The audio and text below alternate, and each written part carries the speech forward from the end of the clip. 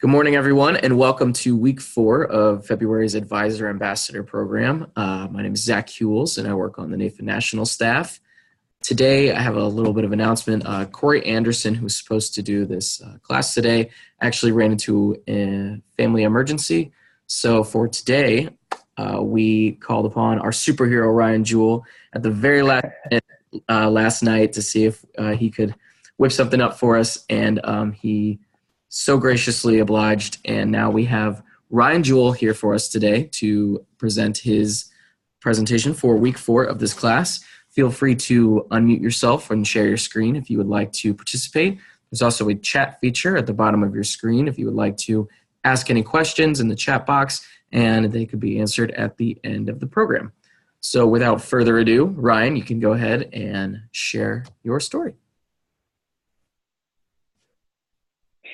So much of life is being able to pivot with the unexpected, as in the way many of us work with our clients. If, both the good things happen and the bad things happen, or in this case, being able to join you all last minute. And, if you're like me, you'll never forget your first day in the field, maybe the first week, the first month. For me, I was in a small town out in the middle of nowhere, in the middle of Washington State, in a town called Granite Falls. It was pouring down rain, and I was soaking wet, and I was doing door-to-door cancer insurance sales, which I'll talk about in a minute. But I realized that on a call like this, whether you're watching live right now, whether you're in New York or Florida or Texas or California, whether you're off to a fast start for the year, here as we're nearing the end of February, maybe you're having what I would call a character building start. You're having a tough start to the year. There's many levels of experience that are watching this. Some of you are a few years in and you're really starting to take off. And some are, maybe if you're like me in the beginning, and like many people who start this business, questioning what in the world you're doing, what did you get yourself into? But sometimes, if you're like me, we need to hear things over and over and over again. It's the 5th time, the 6th time, sometimes the 7th time. We hear something from someone who we've never had the chance to meet, say something that we may have heard before, but it causes us to have a breakthrough and allow us to get to the next level. And I'm on that same journey as you. And I want to acknowledge everyone for taking time out of your busy schedule with what I hope is to have at least 1 or 2 significant takeaways from this to help you build your practice out in 2019, or if you're watching this in 2020, but make a bigger impact for your clients.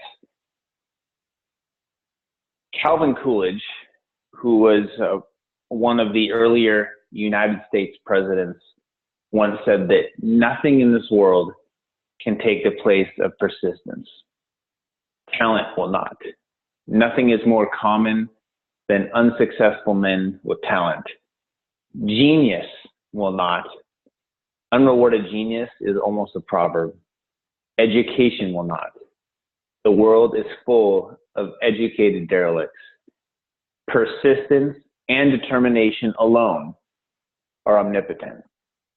The slogan, "Press on," has solved and always will solve the problems of the human race. And so today, I'm going to share just a little bit about my background, but I think most importantly, I've included 2 main stage A-list producers, professionals that actually helped me put this together a few weeks ago. You'll probably know of their names when I mention it, when we get into practice management, cash flow, and something that I coined winning the day. Things that we can all do, the 1-degree shifts that over long periods of time can help us get to the next level. when I first started, I guess you'd say in the sales profession, it was 6 days a week, Monday through Saturday, 80 hours a week, knocking door to door for the Southwestern company. I know there's a lot of alumni out there, but whether you sold books door to door or some of people who did Cutco, that was my background, just grinding it out no matter what the weather was, smoking hot, raining, storming, tire gets blown out, dark, light, just keep going. And it was actually the unfortunate experience of watching a family member go through cancer, not once, but 3 times. And as a result of financial planning that did not involve protection, a lifetime of savings and investments was wiped away. And so it was natural, because of my background in college, that I actually started my first 2 years in this industry going door to door, helping families with little cancer insurance policies in case something like that were to affect them. Fast forward the past 6 years, I've been working with clients all across the country, typically physicians, business owners, on financial balance and planning. And then I also manage a guardian life and disability, teaching advisors how to structure correct policies for their clients. My wife, Amy, and I have 2 young boys, 20 months and 6 months. So needless to say, there's a lot going on right now, just like many of you who completely understand that it's that fine balance of you want to grow, maybe have some other responsibilities. How do you do it all? And if you have the answer to that, please tell me. I'm trying to figure that out myself.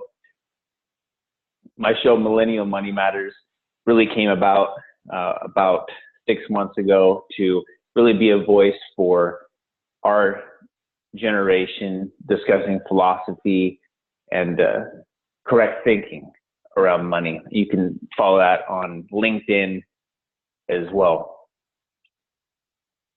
Tom Hegna, probably someone that doesn't even need an introduction, sought after. It probably would take you a year if you wanted him to come speak at your firm or at a client event.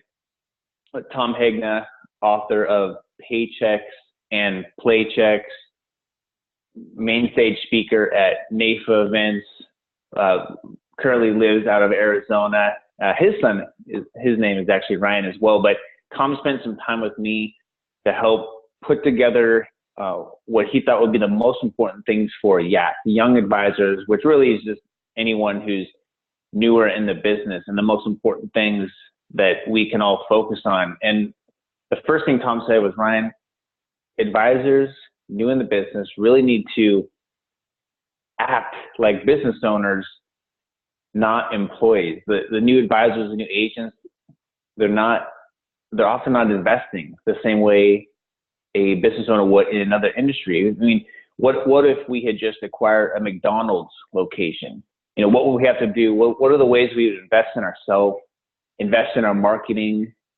He mentioned mailings, full page ads, things that he did many, many years ago to brand himself as the expert. The second, if you follow, whether you're friends with Tom Hegna on Facebook or LinkedIn, if not, I suggest you follow him. He's a great example. He lives what he preaches when it comes to social media. He said, Ryan, build your social media funnel as big as you can, because we need to connect with as many people as we can, and responding to key events. Even if you're on Facebook or LinkedIn, I don't even care if it's once or twice a week, you're going to see people getting married. Maybe they're getting divorced. Maybe, unfortunately, a spouse passed away, or they had a new birth of a child. Those can be great reasons to reach out for key events. Third, as soon as you can, get help. You know, ability to outsource the minor details, the important minor details, but the applications, the client follow-ups, the setting up the client meetings, following up with underwriting. And when I asked Tom, I was like, Tom, what's the one thing that new advisors can avoid? And I know this is going to sound so basic, but he said, Ryan, they need to work through Friday. Ben Newman has a famous quote. He said, Fridays separates the champions from the average. So push through the end of the week. And I would tack on top of that too, and I know many of you can relate to this. Sometimes it's that last call, that last meeting of the day that can make your day, or the last call or the last meeting on a Friday that can make the entire week. For some of you who are still choosing to work on Saturday, the same thing. It's that last effort that you can go from having a character building week to an amazing week just within those last efforts. And last, he said, if there's one mistake everyone can learn from me, Tom Hagna, who I know many of you respect greatly, he said, don't be all things to all people. There's riches in niches, riches in niches, which is a great transition to Richard Wellman. Richard Wellman, if you're not familiar with him, you will be soon. He's a very big personality, but his background, he was actually the world's #1 producing Rolls-Royce dealership general manager. I believe it was out of Florida originally. Then he founded the Robb Report, which is the magazine dedicated towards high net worth individuals. You'll see ads for private jets and Bentleys, and he is the leader in marketing to affluent families, which some of you may want to begin working with, but we have to start somewhere. And the first thing he said was, Ryan, make sure that all the young advisors understand the difference between self-discipline and self-indulgence. With self-discipline, we are thinking of the consequences first, then as a result, we're taking action, and then we're experiencing the feelings later. Whereas in self-indulgence, which unfortunately is the way most Americans live, unfortunately the way many business owners live, and some in our industry can get sucked into, which is we're making decisions based on how we feel. I don't feel like working today. I don't feel like making dials. I don't feel like writing handwritten birthday cards. But they're making decisions based on the feeling, and then they're dealing with the consequences later. So in other words, do something, do anything that others aren't willing to do. If there was one focus for 2019 that Richard Wellman said that we could all focus on, it's focusing our efforts, because our greatest currency is our time.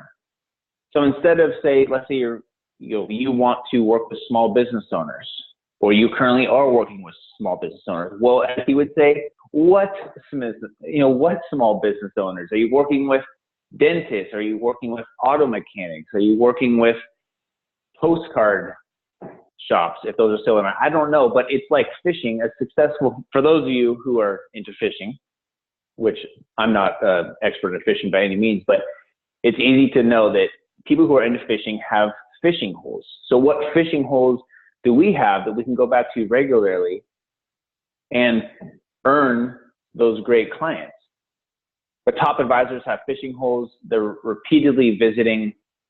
They're a part of groups and networks that are regularly communicating. And if you've had the chance to go through Richard Wellman training, you may have heard of something called vertical marketing, which would be the opposite of horizontal marketing, where many new advisors and advisors who never quite take off end up staying because they're working with teachers and police officers and firefighters and dentists and engineers and executives. They're all across the board, which ends up creating a lot of overhead in many domains, not just cost spent maybe on driving and the energy it takes, but the energy it takes to get referrals.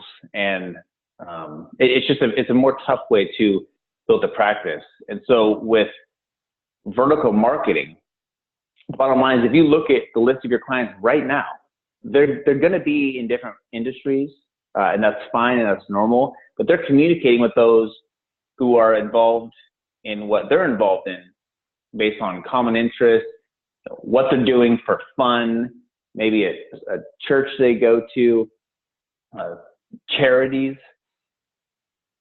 Some interesting statistics that Richard gave me that he wanted me to remind you all of is that 87% of Americans belong to some organization who support what they do for a living, recreation, or special interest. Just take, for example, your local dental association. Clearly, that's going to be a market where those dentists are communicating, they're meeting together on a regular basis. And naturally, if you do a good job for one dentist, they are going to talk about you to other dentists and maybe to the dental hygienist and the pediatric dentist and maybe the medical device rep. So vertical marketing is going to be able to help you become famous in those markets much quicker than if we're working with everybody, being all things to all people. In addition, he said and this was some new research that was conducted, but 71% of Americans want to work with an advisor who's in their network. So if that's a new idea to you, just take some time and really think about what are the markets that you want to work in? What are the markets that you want to become famous in? And maybe joining a committee, joining a board to serve within those markets. Right now, top of the table producers have about 3 to 4 markets that they're in. It continues to expand. One mistake we can learn from, which I found interesting coming from a marketing expert who's sought after just like Tom every single day, every single week. He's always speaking. He's on the board for so many financial firms all across the country. But he said that when he started speaking, he was so good that he could speak in every industry. But he realized he needed to focus his efforts. Instead of speaking to all the different industries out there, he zeroed in on our industry, and the rest is history.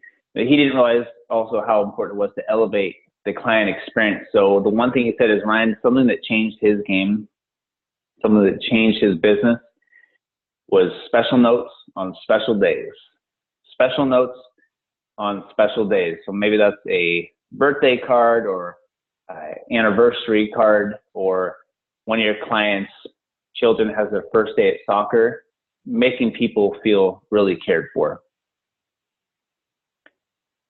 All right, cash flow management.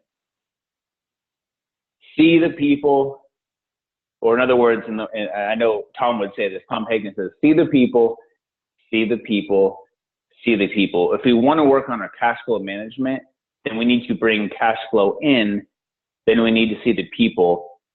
So if you're seeing, let's say, 3 new faces every single day, then that is going to help you create a sustainable business, even if you're newer and inexperienced and younger in the business, just by pure volume, because Americans need our help.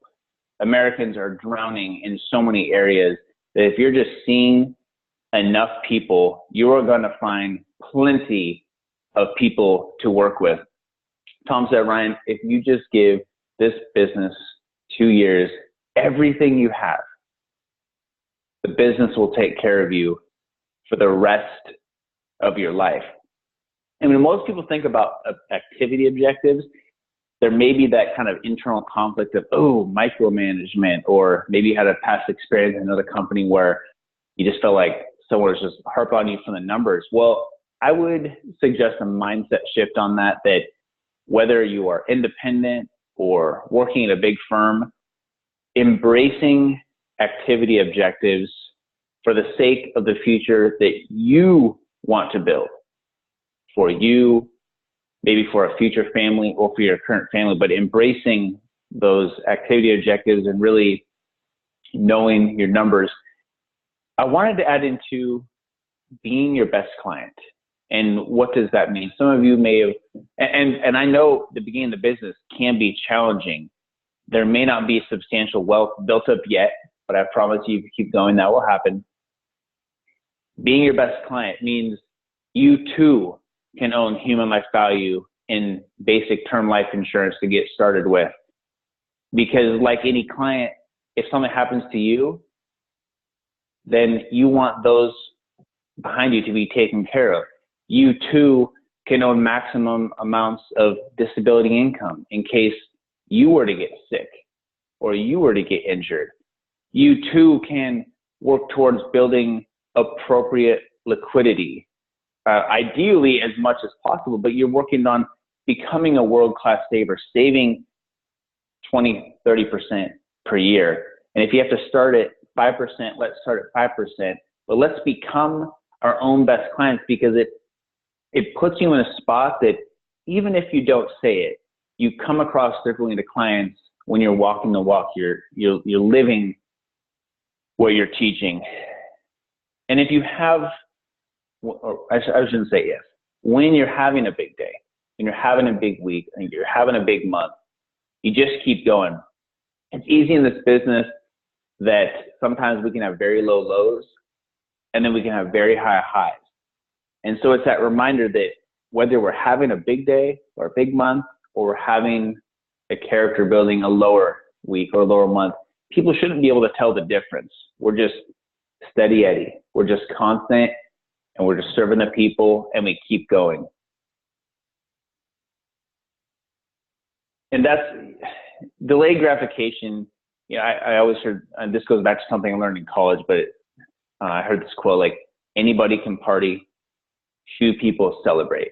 And I'm not condoning partying by any means, but what I will say is I think it's so easy for any business owner to start to take off, or you have that bigger paycheck and then you want to go immediately go and maybe buy something. But learning to, think years in advance and make mature decisions based on your future self, choosing to reinvest in your business when other people may be spending. Winning the day, and this is where we're going to wrap up today. Some of this may be a reminder. Some of this may be new to you. One of the things that you may want to work on, this is literally my vision board. You can see it here on camera. And for those of you who have heard of the Bible verse, without the vision, the people perish. Well, there's something powerful about having your vision in front of you, not just things, but what do you want your life to look like? Have you written that down? Do you have a vision board like mine where you can see it in front of you on a regular basis? And I will tell you, over the years, it is amazing watching vision boards change and what you are seeing absolutely coming to fruition. You are subconsciously calling yourself into action to create the life that you want. So consider building a vision board. And what is your why? I mentioned at the beginning of this call, just as I did speaking at the retirement symposium for NAFA last week over in Spokane, Washington. My why is having watched the financial devastation of not planning properly within my own family as the result of cancer. What is your why? What is that story? What is your story that you're able to share with clients as the reason you're building out your business? Because at some point, whether you've hit that now or later, it's not going to be about the money. The one-page business plan. You can Google this if you've not heard of it. You can print this off. You can frame this and put this right in front of you, just like your vision board. But from high level down to the nitty-gritty. Where are you going? How are you going to get there? And then, just like a vision board, it's really fun to be able to go back, 5 years ago, this was my one-page business plan. These were my goals. Wow, look at where I'm at here today. Reminding ourselves of where we come from and where we're going. Because I will tell you, if you're like me, you can do all your annual planning and then you're a month in and then you review that and you forget some of the most important things you set out to do. But thankfully, by reviewing, we can stay in sync with our goals and continue to move those forward. And whether you have a significant other or not yet, weekly preparation is one of the differentiators that'll help continue to set you apart. What does your week look like? Do you have an ideal calendar? Do you have weekly prep time set up or weekly review, whether it's on a Friday night or a Sunday night to recap what happened, what the next week ahead of you looks like. Do you have drive time blocked out on your calendar? When are you making your dials? When are you sending out those handwritten birthday cards? Have an ideal week and be able to, it never ends up being exactly like the ideal week, but again, you have something to measure up to. And it's easy in the beginning of building this business to have sometimes a mentality of scarcity, feeling like you need to keep all the cases to yourself. But I'll tell you that if you speak with most people who have made it big in the business, they have started working. They started originally doing joint work. They still do joint work. There's something powerful about working in teams and can often help tremendously build your business, because some people have more experience than you do and work with clients and move the clients in a way that maybe you can't yet. And you'll be able to get into learn by osmosis how to have those conversations and work with clients. For those of you who have not hired a coach yet, when we are putting money into something that has a real cost, we want an ROI on that. We want a return on investment. And so do you have someone in your life that can tell you the truth when you need to hear it? Because most people just hear all the good things, but what are the things that you need to work on? Hiring a professional coach will often help you think way outside the box and stay ahead of your peers when it comes to not just the business side, but personal. Maybe it's, how do I balance having 2 babies and a business, and maybe your spouse has a business too? How do you do it all? It's continual conversation and growth. I mentioned activity, not for the sake of attracting activity, for the sake of your future self, for the things that you want to accomplish. And by tracking activities, you're able to identify, okay, well, how do I get to the next level? Is it just, maybe it's increasing case size. Maybe it's simply as, wow, I thought I was seeing 15 people a week. For whatever reason, I'm seeing 7. Well, that's something that we can take action on and we can control. Birthday cards I have right here in my desk, already pre-signed, dated, and then what I do is I add my personal note later. But what about birthday cards? I think it's easy, and I'm on social media. It's 2019, have to be in social media, but I like old school now. People like those handwritten notes. They like the newsletters. Maybe it's a biannual, a quarterly, maybe just a little touch on business, asking if someone wants to hear about your philosophy and client process. So maybe it's something like home improvement tips for springtime, or I'm thinking about a Christmas newsletter I sent out that just mentioned a bunch of fun Christmas activities that they could go to, and some Christmas Eve services. E-blast often can be a great way to stay in touch with people. And if compliance allows, and I want to make sure not to get anyone in trouble here, if you can approve things through compliance, like I've been able to do with Millennial Money Matters and my weekly content, you will likely get way more engagement and interaction if you can create your own content. Maybe it's a simple elementary sounding quote that you autograph and you throw up on social media once a week. Maybe it is your own show. Maybe you watch a couple episodes of my 5-minute Millennial Money Matters and say, hey, Ryan's not good at that, I'll start my own. Well, good for you. Maybe you start your own show and I'll learn from you too. Centers of influence. These are people that can speak highly on behalf of you, who are highly influential, that can drive business to you. Maybe this is an estate planning attorney. Maybe this is a CPA. Maybe this is your dentist.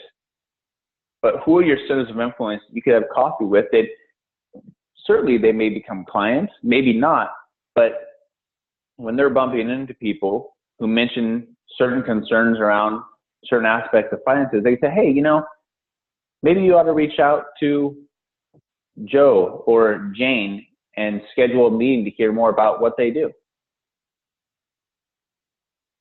Focusing on the controllables, that's really what today is about. It really boils down to 3 things. How many hours we're working, how many people are seeing, but most importantly, our attitude. And I had mentioned the highs and the lows, but are we the constant in people's lives, the one that people can, the one that people seem as reliable and steady, and can't tell if we're having that low, or can't tell if we're having that huge week, because we just keep going. And if you're not consistent on asking about referrals, then I think this is one of the biggest breakthroughs that many people in all industries can have. And if you haven't been asking for referrals, then I would suggest just begin with tracking, asking for referrals. And maybe not in the traditional sense of the few ways I get paid, but who do you know, love, and care about that hasn't had the chance to hear about our client process and our philosophy, so that they can journey with you through life? Because the problem with people that are doing planning, there's a much higher chance that their friends and family will not be able to enjoy the similar lifestyle in the future that they are going to enjoy. And so it's a mental shift of caring for people who've not had the chance to work with you, because you really authentically want those that they care about to be able to move with them through life and go on those trips and not be tied down by all the things that most Americans, unfortunately, can be tied down to. They're not going to have the flexibility because they never did planning. And they got smoked because no one ever told them to go get an umbrella policy in case they got sued. And no one told them to lock in life insurance and disability in case they got cancer. And they weren't saving enough.